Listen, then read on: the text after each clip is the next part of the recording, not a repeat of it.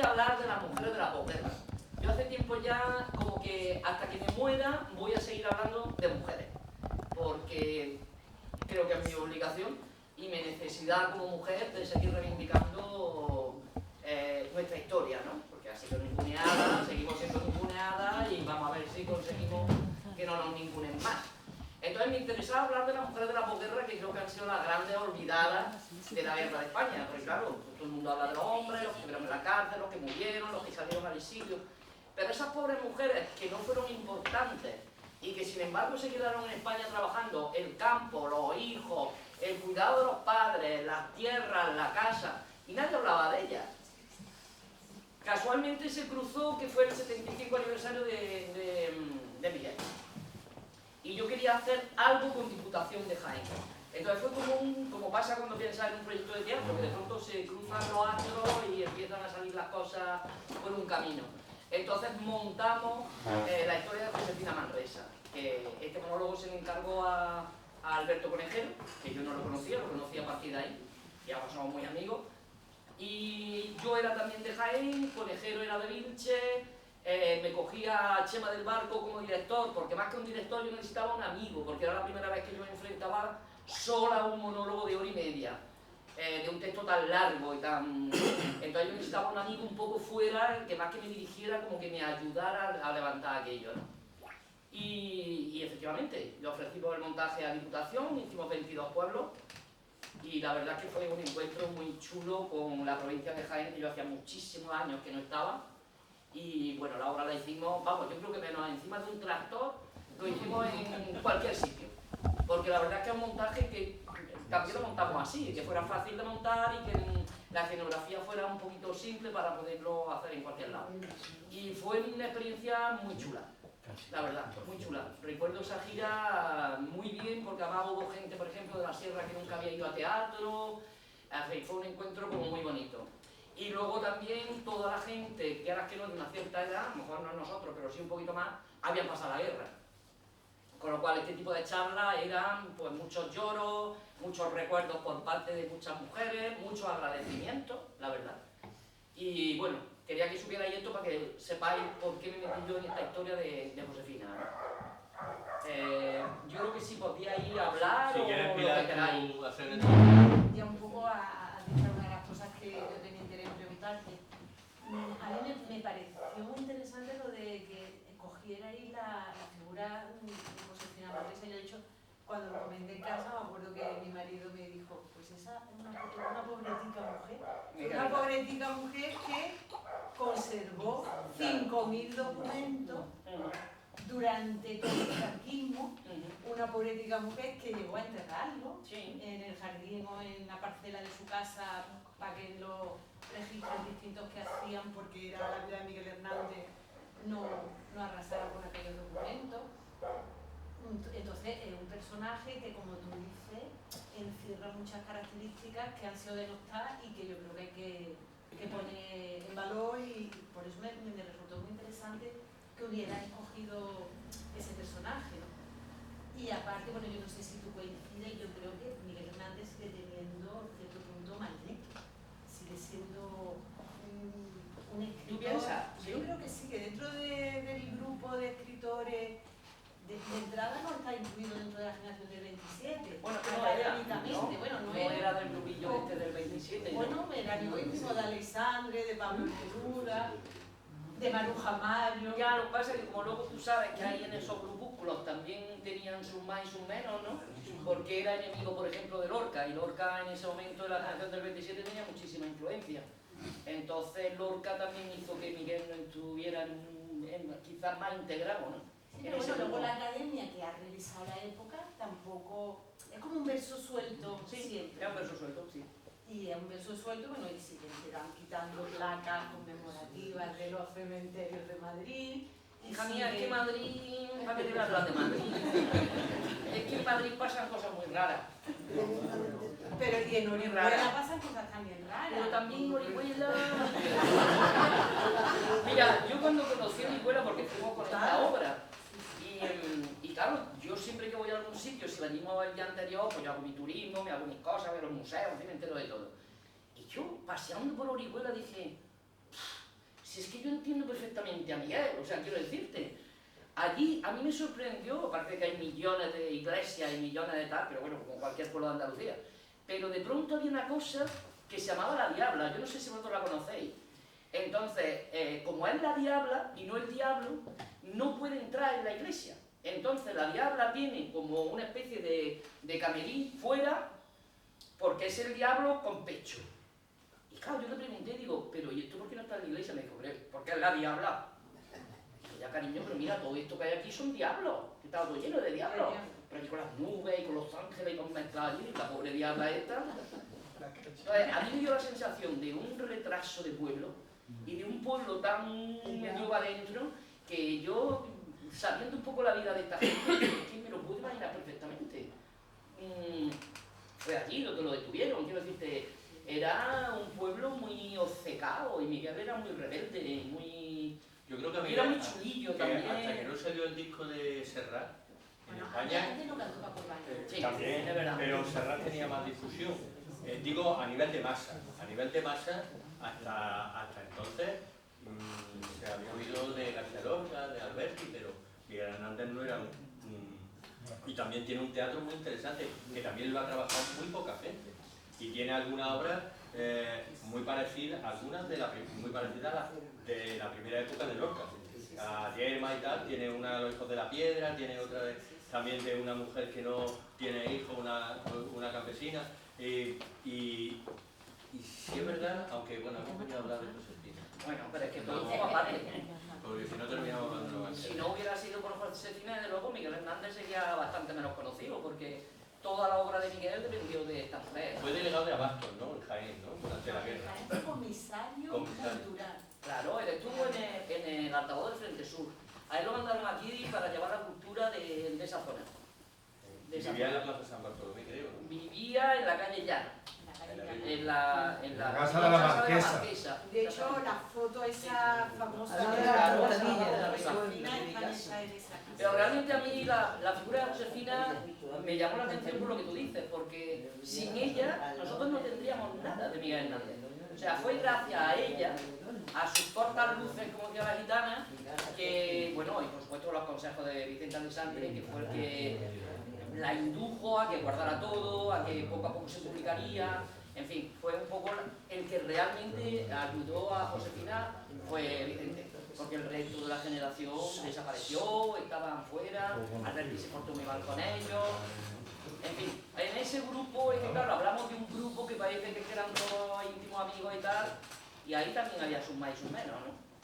Pues lo que dentro del propio grupo ya se le ha dado como a Miguel Hernández, pero es que luego hay otros escritores que se han reivindicado mucho su figura. Y es verdad que Miguel Hernández en la época de la transición parece que sí, pero luego ha caído, no sé si en un olvido, o por lo menos no es un escritor del que tanto se hable como de otros de la época, ¿no? Ah, no, yo como lo tengo siempre tan presente. Claro, bueno, yo estoy hablando con compañeras aquí, todos tenemos historias con Miguel Hernández, una porque nos pilló también aquella época, ¿no? Yo recuerdo el primer libro de verdad que yo me compré en una librería, me da mi madre 50 pesetas para un tebeo, que tenía 12 años, y en vez de un tebeo me compré la primera antología que se publicó de Miguel Hernández, en el año 76. Una de los sábados también. De Rotativo, No, de los sábados no la que yo tenía. del año 76.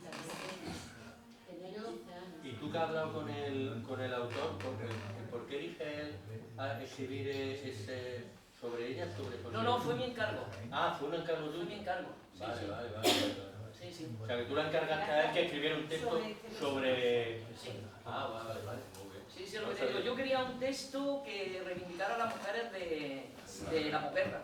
Y casualmente fue el 75 aniversario de Miguel, casualmente Josefina era de Quesada, o sea que fueron, ¿sabes? Y cuando dijimos, oh, Josefina Manresaba, fantástico, una persona súper desconocida, ¿no? Y para mí ha sido un gran descubrimiento esta mujer, ¿no? Una mujer tan inculta y que tenía una cabeza muy bien colocada, muy bien colocada. Era una tía muy lista. Y supo... Claro, a mí este texto también me gusta porque, claro, Josefina era hija de guardia civil, le matan primero al padre, lo pasaron fatal, porque claro, te quedas de pronto viuda con 4 niñas, en fin. Ella hizo un poco también como de hermana mayor. Y cuando ya parece que su vida está encauzada con un hombre, pues lo deja matar el lado contrario. Entonces, era como muy representativo de esa época. Y dice, fíjate, las dos secciones. Se muere el hijo primero, que se puede que también fue un choque para los dos, y al poco tiempo fue cuando, yo creo que el segundo hijo tenía 3 años cuando cuando lo dejan morir, ¿no?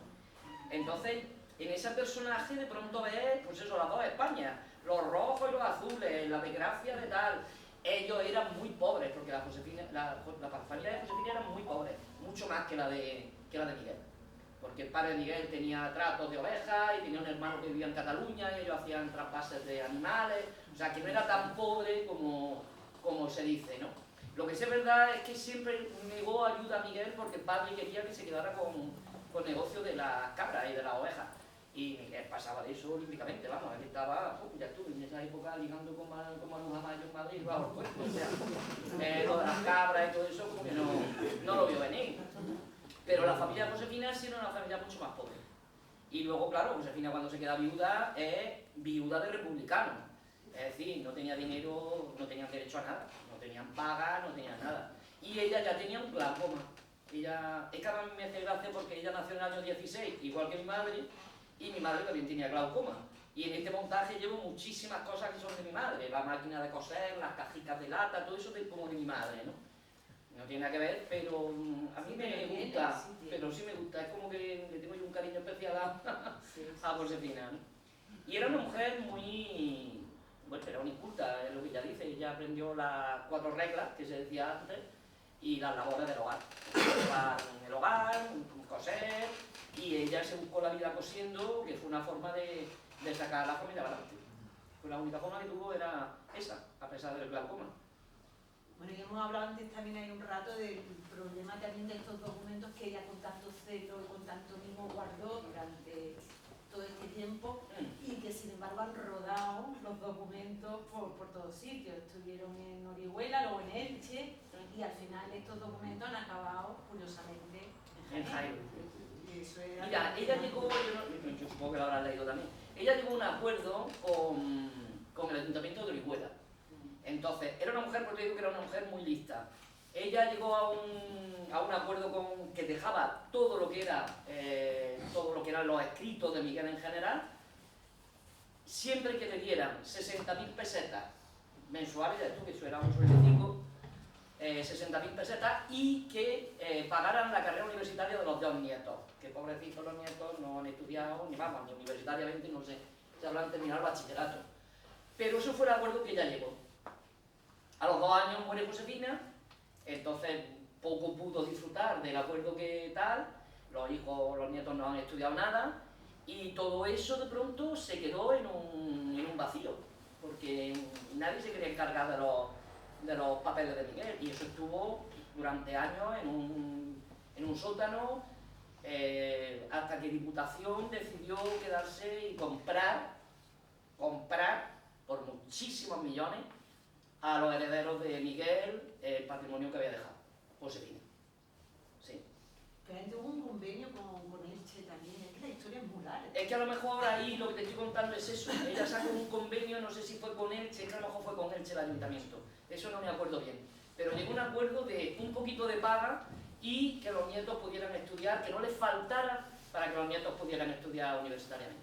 Y nos contabas que fuera que los herederos no habían tratado... Es que hay una cosa muy rara, porque el hijo murió muy joven, el hijo murió con 40, era un vividor, la nuera no tenía ningún interés literario y los hijos creo que tampoco, o sea, los nietos de Miguel, ¿no? Entonces, claro, ahí un poco como que se ha desvirtuado toda esa herencia, ¿no? Ahí lo que sí tenía claro la nuera es que quería pasta y la sacó. Fueron 3,5 millones de euros y creo que esto también. Y el novio que tiene ahora, un puesto en la Diputación. Así fue. De Jaén. Sí. Yo no conozco al señor, ni sé si está en la Diputación o no, pero eso es lo que a mis manos ha llegado, ¿no? Y los 3,5 millones, por supuesto. que me parece una barbaridad, porque digo, fíjate, el pobre Miguel nace toda la vida penando, más pobre que la rata, y los nietos que no tienen nada que ver, pues son los que han heredado realmente eso. Pero vamos, Diputación lo que se ha hecho muy bien es publicar toda la obra gratuitamente en internet, todo, podéis consultar todo, y eso me parece que es una forma de no perder el grandísimo legado. Hay una exposición permanente en Es muy Quesada. bonita, si no conocéis el museo, ese museo merece la pena. Entonces, ¿no hay derechos de autor con Miguel Hernández? No. Son públicos. Son públicos, sí, son públicos. Bueno, imagino que ya también por el tiempo que ha transcurrido ya... El otro día que tuvimos aquí a la Sí, persona de que Chávez, sacó sí. a A Chávez Chávez. Novales, hasta el día 31 de diciembre no podía y quien vendieron, que su familia ha sido la que vendió los derechos a las Es que contaba editoriales, algo parecido. pero fue también. ella, Maribel Cinta, la que en verdad Puso en valor. sacó todo y luego llegaron, cuando se enteraron que ni los de los familiares llegaron, la vendieron al otro y entonces ahora ya el 31 de diciembre acababan. Hombre, yo me acuerdo Lorca, la última que hice yo de Lorca 3 años, ¿no? La Bernarda, y creo que ha sido el primer Lorca que nosotros no hemos tenido que pagar los derechos de la A los de la niña. 75 años A los de la muerte. 75 años, sí. Sí. Que las herederas de Lorca querían ampliarlo. ¿Será que no han cobrado ya suficiente? Las sobrinas nietas. Y dijeron que no. Ya habían cobrado 75 años y ya está. Y Lo que bueno, pasa es que yo creo que a la figura de Miguel Hernández se suman más cosas. Yo no sé si esto es una teoría de la conspiración o lo que... Pero estuvieron los papeles ya una vez para... Es que él sí primero pagó a la Josefina. nuera. No, a la nuera. Ah, la nuera. A la nuera. Pero encerraron, guardaron aquellos papeles y aquellos papeles no dieron la luz, que lo que la nuera había llegado al acuerdo es que aparte de pagarle a ella, tenían estos papeles que digitalizarlo o que de alguna manera hacerlo público. Y aquello se quedó guardado y hubo allí un follón, que es cuando Jaén entra, la Diputación es cuando entra y le ofrece entonces a la nuera la opción de llevarse los papeles, me imagino que sobre todo más pasta también, ya te digo. pero también movió aquellos papeles que aun habiendo soltado pasta en el que estaban guardados en un Sobre cajón. todo es importante que se hayan hecho públicos, Claro. que lo puedan utilizar cualquier Hombre, y sobre todo que no se hayan perdido, porque Más vale luego- que hagan inversión en eso que en otras que hacen. Hombre, a mí me parece genial, hombre, a mí me parece mal porque los Pero sí, herederos pero- es que no se merecen los 3,5 millones de euros que quiere que te cuente. No se los merecen, son como esas fortunas que de pronto te tocan y...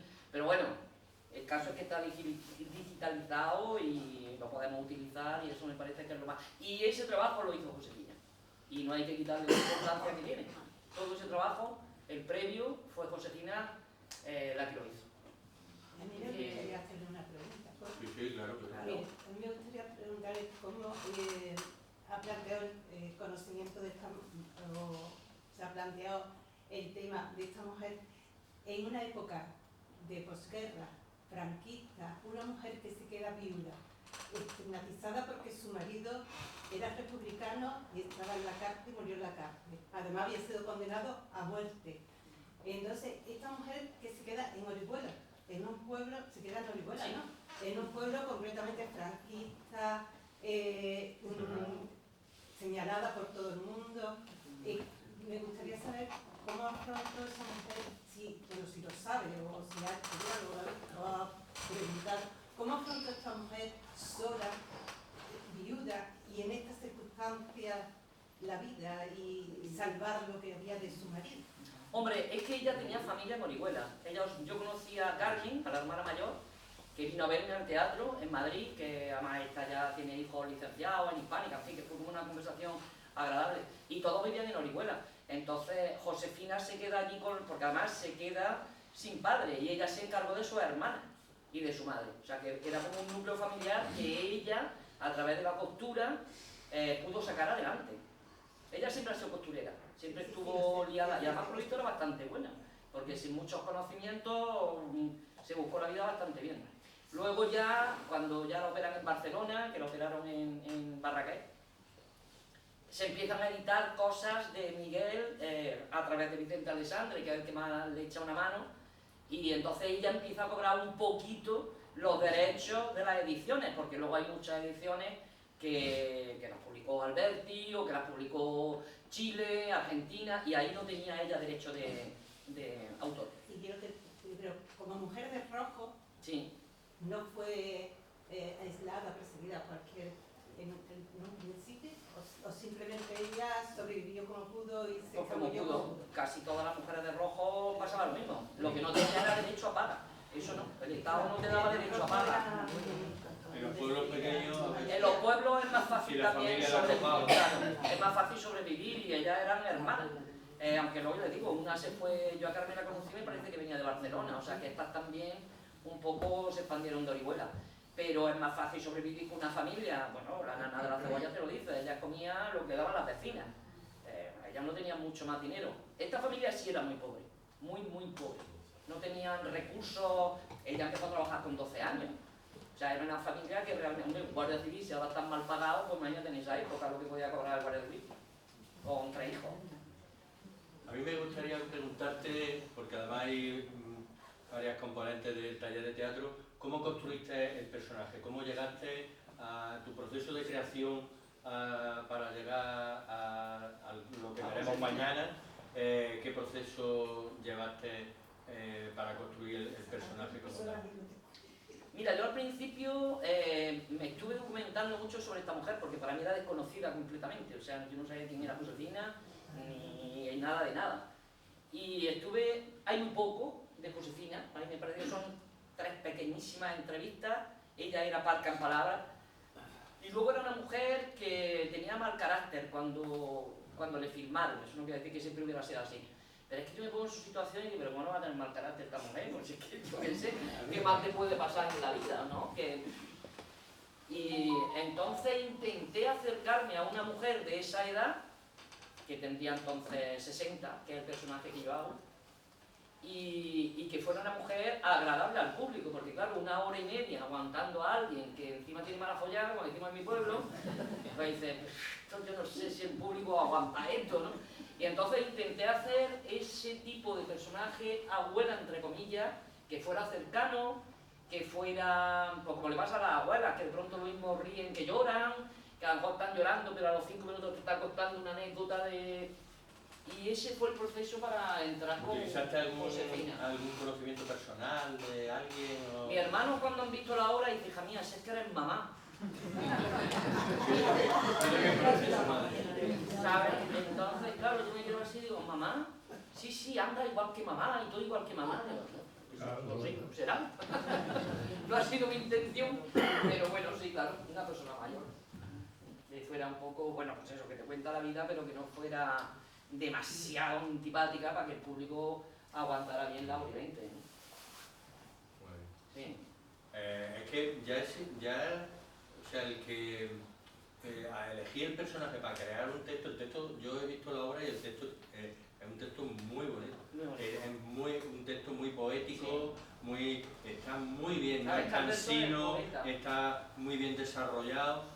Y la verdad es que me quedé un poco sorprendido por lo que estamos hablando, ¿no? Que es un personaje que nadie ha hablado de él y al final hay personas que dándole su sitio y colocándolo en su lugar, pues nos pueden decir un montón de cosas desde el escenario. Hombre, es que, bueno, en este caso porque es Josefina Manresa, pero hablando de la generación del 27, ¿qué mujer hay reconocida de la generación del 27? Ahora, gracias a No, Dios. ahora, y porque estamos tirando del hilo, pero ni siquiera cuando hicieron la recopilación del 27, ahí no aparece nadie. Y a Maruja Mayo la conocemos porque era la más loca y se tiraba al Miguel Hernández. Que se me hemos estudiado, pero no ha sido nada. todas las pintoras y tal, o las sin sombrero. Claro, eso ahora. Pero Yo quería preguntar, ¿y el texto también es tuyo o te lo ha...? No, el texto de Alberto Conejero. Alberto Conejero, Sí. Ella escribió una biografía, que si podéis os la recomiendo porque es preciosa, que la Diputación hizo la publicación, yo no sé si estará en venta todavía, eso no lo sé. Pero es muy bonito porque es una mujer pues muy simple, que cuenta su vida y entonces es muy nice. Tú te vas leyendo el texto y dices, qué graciosa esta mujer, porque tiene muchos chascarrillos, te cuenta muchas anécdotas, es muy gracioso de ver. Y sobre esa historia de Josefina Manresa, Alberto Conejero hizo el texto teatral.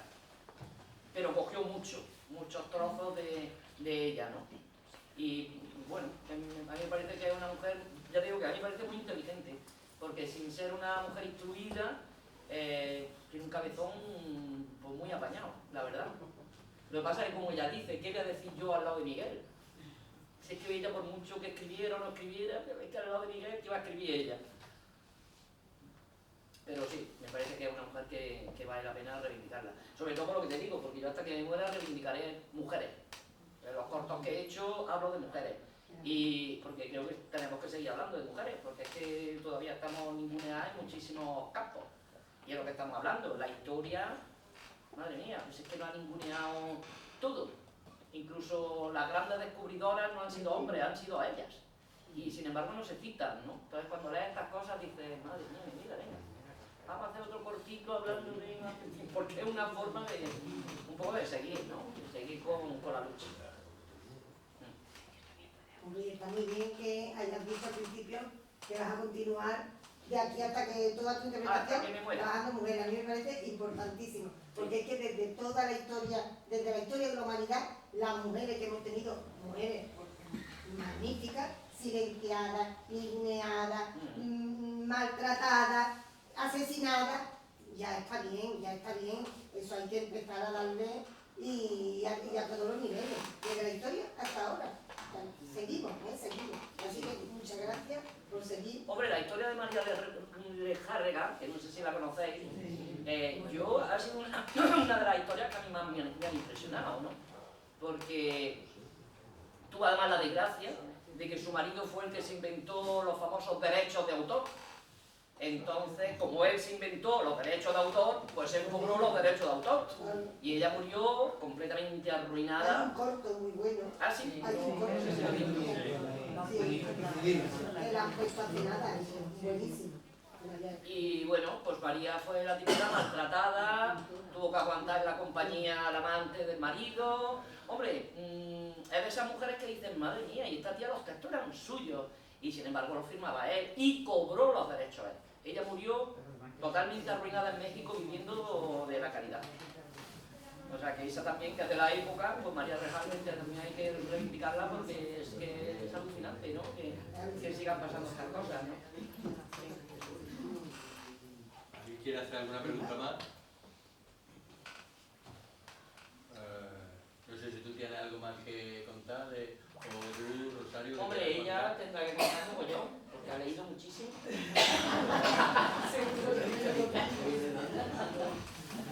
Yo, por ejemplo, en este tipo de conferencias hablo también un poco de qué significaba Josefina Manresa para Miguel, ¿no?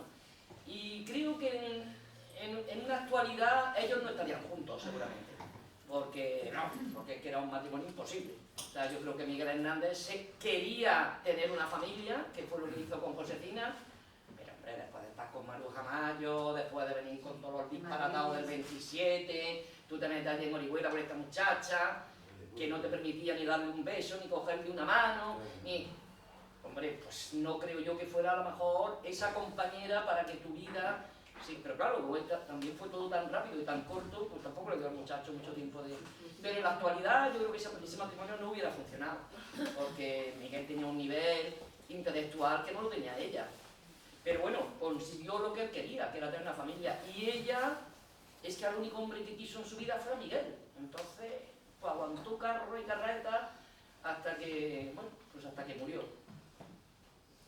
Le echaba muchas cosas en cara. Pero cuidó su legado, o sea que en eso sí que fue también inteligente. Es que ella cuidó eso, sabía que eso era muy bueno y lo cuidó y hizo todo lo posible para que ese legado esté aquí ahora. Gracias a ella. Sí, eso está claro. Hombre, ahí Vicente Alexander tuvo mucho que ver, porque Vicente la orientó mucho a la hora de decir, ten cuidado, estos papeles no los pierdas, esto es importante. Claro, o sea, le ayudó mucho a comprender que el marido tenía mucha más relevancia de lo que en ese momento se le estaba dando, ¿no? De hecho, también le pagó la tumba, le daba mucho dinero, sueltecillo, que sea ahora 12.000, que sea ahora 15.000, en fin. Pero es que era muy pobre. Yo es que muchas veces digo, esta mujer, madre mía de mi vida, qué sacrificio de vida. Se dejó ayudar además. Pero bueno, esto fue la posguerra, ¿no? Es que la posguerra yo creo que fue muy dura y sobre todo fue muy dura igual para las mujeres. O sea, a los hombres siempre los vamos a exaltar y vamos a hablar de los hombres y los que no están emigrados han sido potenciados y los que no tal, pero las mujeres, esas mujeres que han luchado por una familia toda la vida y que nadie se acuerde de ellas, es muy heavy. Y el silencio que tenía en la familia, no se hablaba nada, no se podía hablar, era un silencio sepulcral, un silencio que gritaba, porque claro. Bueno, que tampoco podía hablar. ¿Él escribió algo sobre ellas? Hay muchos poemas. Sí, muchos poemas. sí, hay muchos. Lo que pasa es que están como muy entremezclados, ¿no? Que no sabe, Porque hay eso poemas. no puede saberlo Claro. aquí en Si a ella o a otra. Hombre, por la forma en que tiene algunos poemas, desde luego a la mujer que te digo, pues no pueden ser esos poemas para ella. Es para una bruja maya, supongo. Claro, sí, está clarísimo, porque eran poemas muchísimo más Explícito, ¿no? más explícitos, poéticamente, con unas imágenes muy concretas, entonces está claro que a la mujer no era. Porque te me mueres de casta y de sencilla, pues no tiene nada que ver con todo lo demás, ¿no? Pero tampoco está claro, porque yo me acuerdo de un estudio que hay, es que no me acuerdo cómo se llama, uno de los grandes estudiosos de Miguel Hernández, que además el libro es muy interesante. Sí, Ferri será, pues el Ferri. Exactamente. Él sí te hace un análisis, por ejemplo, de Viento del Pueblo, te va señalando y tú te lees los poemas y dices, tienes toda la razón, porque tiene un análisis muy bueno. Pero no está explicado para qué amante fue. Bueno, una cosa que dice Ferri en ese libro es que, hombre, que Miguel Hernández volvió un poquito escarmientado a su pueblo porque en Madrid lo ningunearon, Lorca, en fin, Alberti y su mujer tenía medio despreciado, o sea que el pobre vuelve al pueblo un poquito, realmente las piernas porque ve que en Madrid no... No, y él tuvo también un intento de novia con María de Cartagena, se llama esta mujer, María, no me acuerdo del apellido, que él escribe también varias cartas que se conservan y ella pasó olímpicamente de Miguel Hernández. Porque ten en cuenta que Miguel era un tío muy chulillo, o sea, era un tío muy simpático, pero el enfrentamiento que tuvo con Lorca, las cartas que lees, que dices, pero hombre, ¿cómo se te ocurre decirle a Federico estas cosas? El otro que era más chulo con el 8 también, ¿no? Luego se pelea con Teresa, que entonces políticamente María Teresa tenía un puesto muy importante y fue una mujer que me parece que fue muy importante en la República. Todo el traslado del padre lo hizo ella. Y luego lo dejaron aquí. Es que es así de triste, pero es así. O sea, Alberti y María Teresa León no esperaron a Miguel, lo dejaron. Ellos se fueron a orar y él se quedó aquí solo en España y fue cuando lo pillaron en Portugal. Es un punto oscuro de Alberti y María Teresa León, o sea, lo dejaron marginado, Sí. pudo haberse escapado de Madrid, ¿no? Lo dejaron ahí. Lo dejaron, clarísimamente. Esto es lo que hay. Que es que, porque te digo que es que él era un chaval que yo creo que tendría que tener su pronto y su... Era muy chulo. Seguramente Lorca se dio cuenta de que era muy bueno. Y en ese momento Lorca tenía la batuta. Era el moderno, claro, era un maricón estupendo, se relacionaba con toda la burguesía, tenía unos amigos extraordinarios. Y Miguel era un político que venía con las albarcas y decía, nene, quítate las albarcas por Dios, que es que esto ya en Madrid no se lleva. Y él no lo soportaba. Entonces ahí se hizo muchos enemigos, ¿no? Él lo pasó muy mal en Madrid, pasó más hambre que Carracuca, y la Maruja Mayo, ¿quién sabe qué te digo? El que único que la pidió fue Vicenta Alexandre. Sí, Neruda también lo apoyó mucho. Neruda. Neruda lo apoyó directamente y siempre... Pero bueno, Neruda también de pronto se fue a Chile y adiós con Dios. No sé cómo decirte, tampoco a lo mejor a través de la embajada podían haber hecho algo. Es que nadie hizo nada por él. Encima tuvo mala suerte que se pare por Portugal por el tema del reloj, Sí. que quiere colocar el reloj, entonces los guardias lo detienen. Mala suerte también, muy mala suerte. Bueno, no fue el único, hubo Sí, muchos ya, que pero pasó claro. algo parecido. Pero luego, fíjate tú, cuando lo cogen en Portugal, que lo cogen por el regalo de Vicente, el reloj y tal, pero es que él era muy chulo. Entonces, él vuelve a Orihuela, que Josefina mismo le dijo, ni se te ocurra venir al pueblo, porque todo el pueblo sabía quién era Miguel, y todo el pueblo sabía que había estado en la República, y que se había ido culturalmente a Moscú, o sea, y él dijo, perdona, yo me voy a mi pueblo, y además se paseaba, tomaba vino, hasta que un vecino dijo, pero ¿y este qué hace aquí? Y esa tarde lo encarcelaron y ahí se terminó su historia. Chicos, si te están diciendo no vaya a Orihuela, coño, pues no vaya a Orihuela. Bueno, eso puede tener otra lectura, o sea, que puede ser, en vez de que era muy chulo, que creía No. que no tenía por qué irse de su tierra. Pero por favor, si tú ya venías de la cárcel, se quejaba de venir de la cárcel. El entorno no era el mismo. Puede ser chulo, puede ser un valiente. Los cementerios están llenos de valientes. No, Temerario, ¿vale? Llámalo temerario. es que era muy temerario, eso es lo que... Aparte yo muy honesto porque cuando estaba en la cárcel pudo haber renunciado, de hecho le También, dieron lo que opciones digo. para... Y se lo metieron, pero no quiso. Si él hubiera jurado de su principio, le saca de la cárcel. Hombre, yo esa pregunta se la hago muchas veces también a grupos como vosotros. O sea, tú estás en la cárcel y tú eres un revolucionario, como era Miguel, porque además él fue un revolucionario de primera fila. Él no estaba con los culturetas, por eso él tuvo problemas con el 27. Yo creo que era más radical, ¿no? Era mucho más radical y además él dijo, no, yo vengo a hacer la guerra y la guerra está en las trincheras. No me puedo quedar aquí haciendo guateque y haciendo... no puedo. Y ahora, es que era una postura muy revolucionaria y ahora a ti te meten en la cárcel y te dicen, mira, tienes que renunciar a toda tu ideología. Te casas por lo católico y a partir de ahora eres católico. Y siempre lo pregunto, ¿qué habríais hecho vosotros? Por eso digo que yo no creo que sea tampoco solo cuestión de chulería, sino también de honestidad. No, lo de Orihuela sí, Orihuela sí, porque es que Josefina lo dice en una carta. Es que no puedes venir al pueblo y encima pasearte de la mañana a la noche. Porque todavía si va a Orihuela en plan discreto, pues a lo mejor la gente no... ¿Sabes qué te digo? Pero es que él sí va de bares y de copas como si no pasara nada. Y tardó 24 horas. Sí. Pero yo siempre lo pregunto, porque Josefina eso también se lo echaba en cara.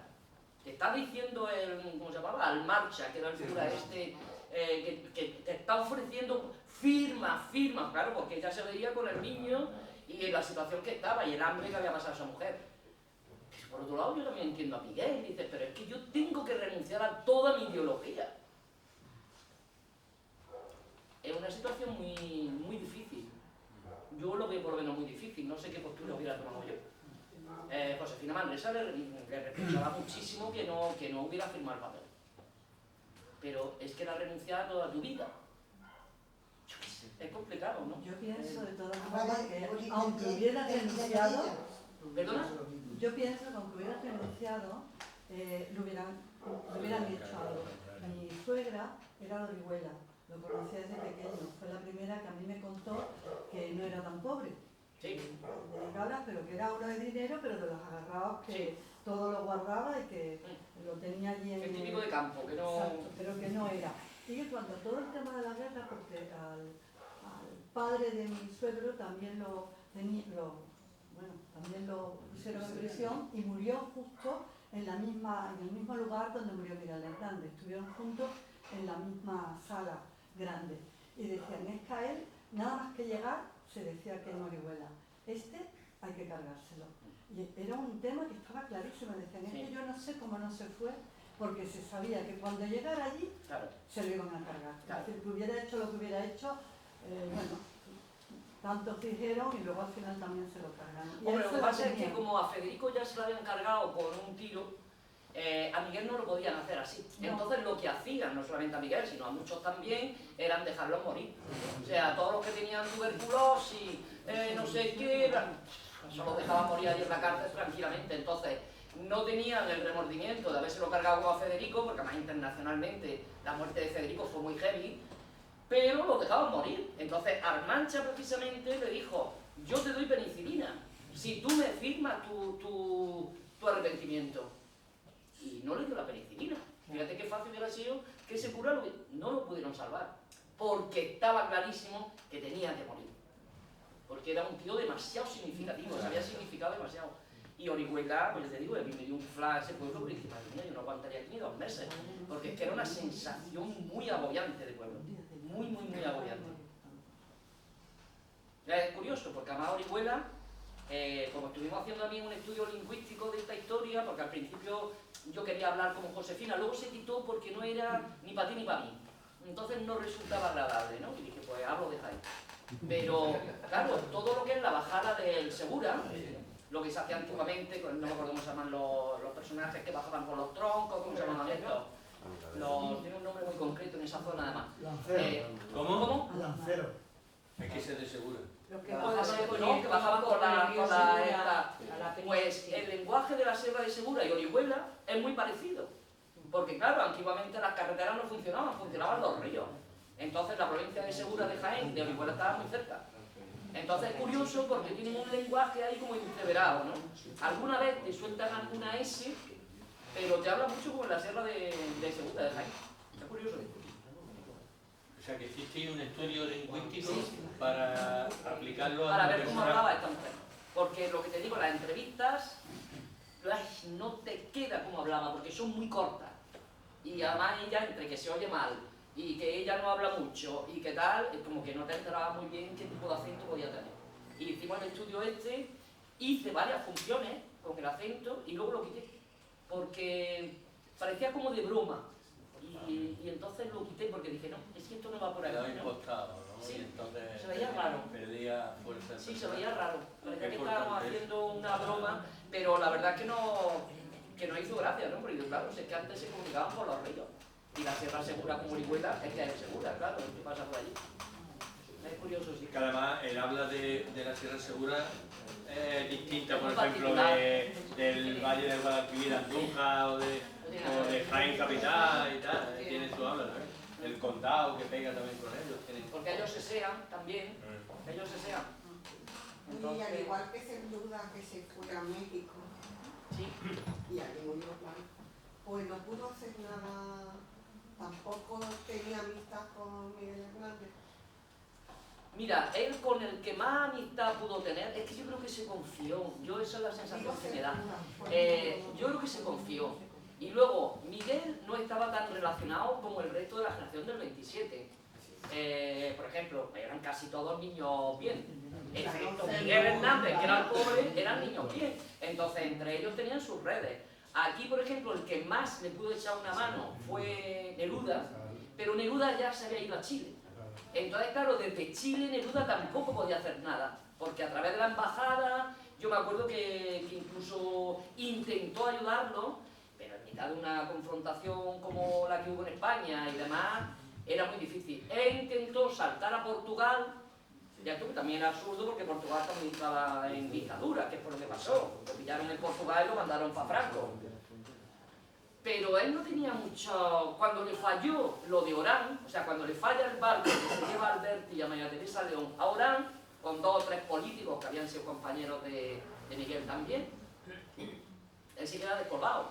Él viene a Sevilla, se queda también descolgado porque está intentando ponerse de acuerdo con otro poeta para que le ayude, no está, se va a San Lucas de Barrameda, tampoco encuentra al amigo y al final decide saltar a Portugal. Claro, porque cada uno...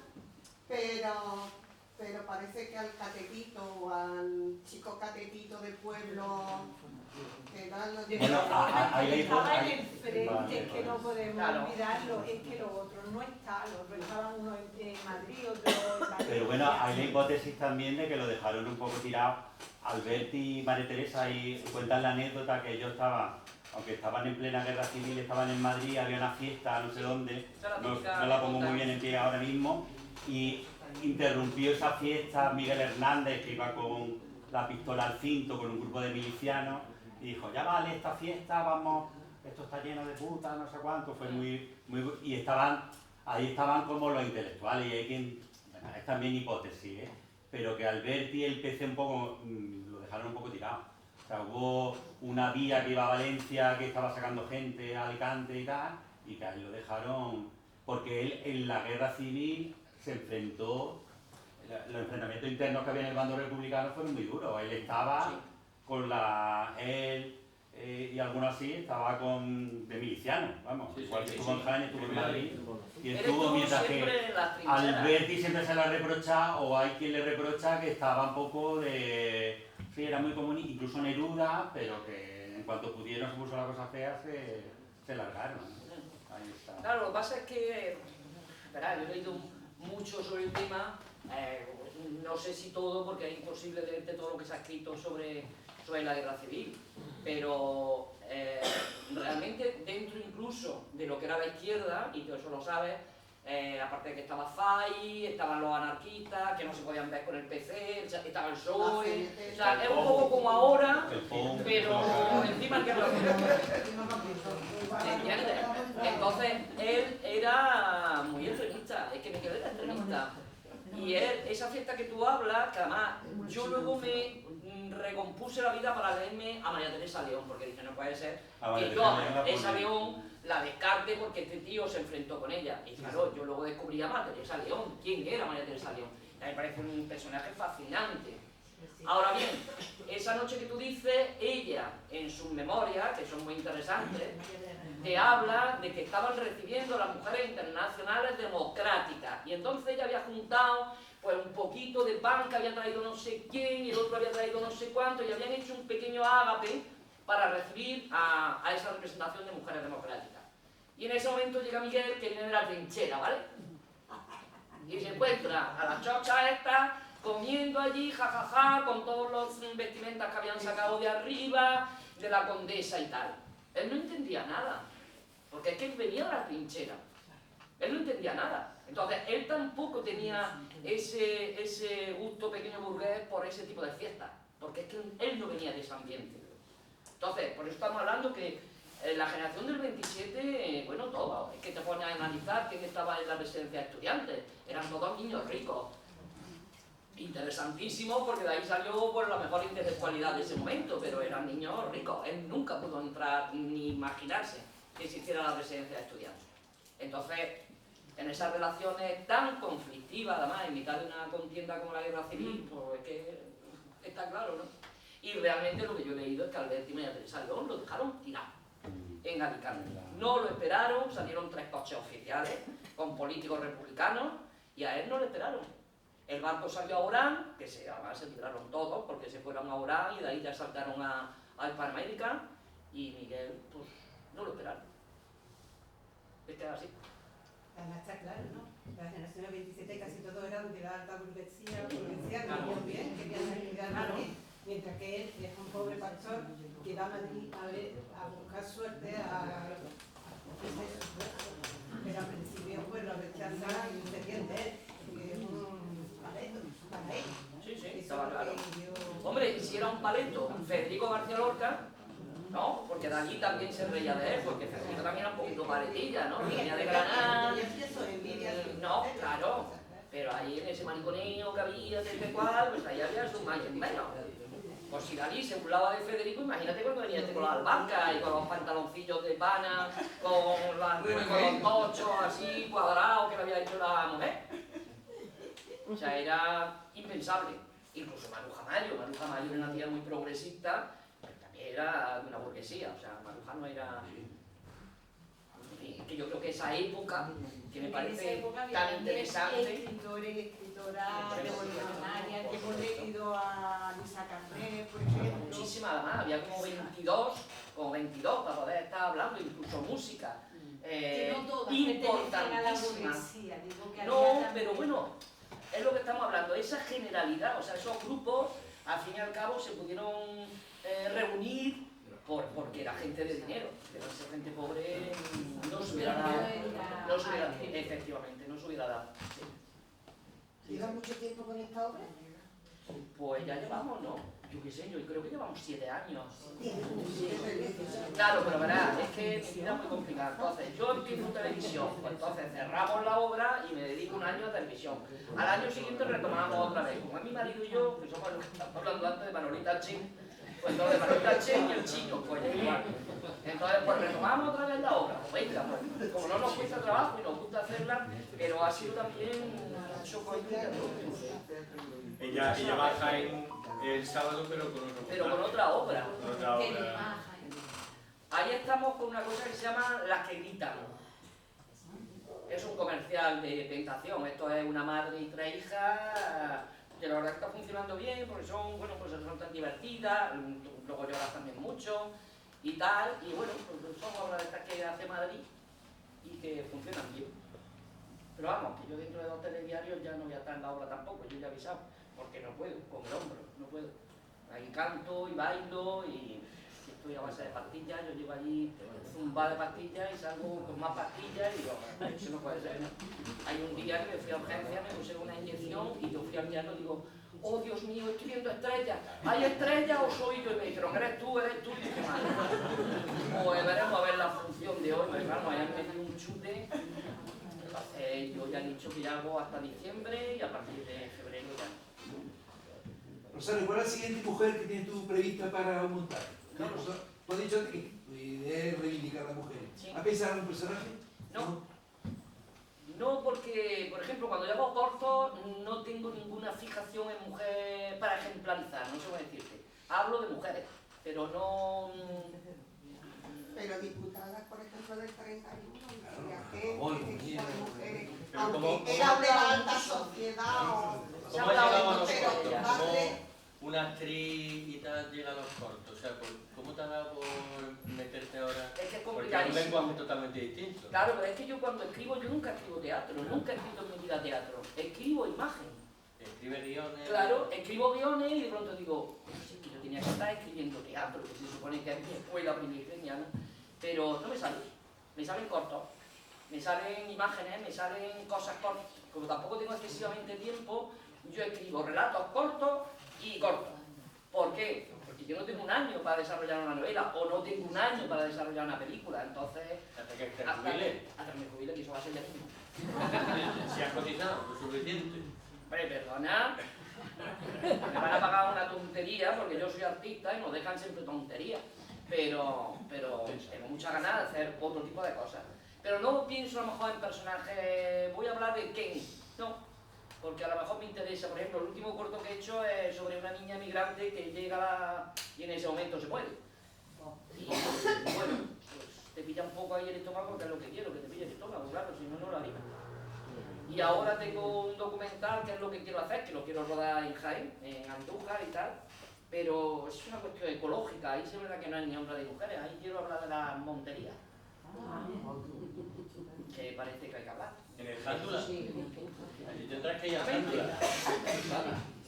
Bueno, pues yo más que nada por ella, que mañana tiene que actuar, No, no, que ha pero venido de yo estoy viaje, encantado de la vida, que ya me he dicho cómo está, y ahora le daremos un poco de mimo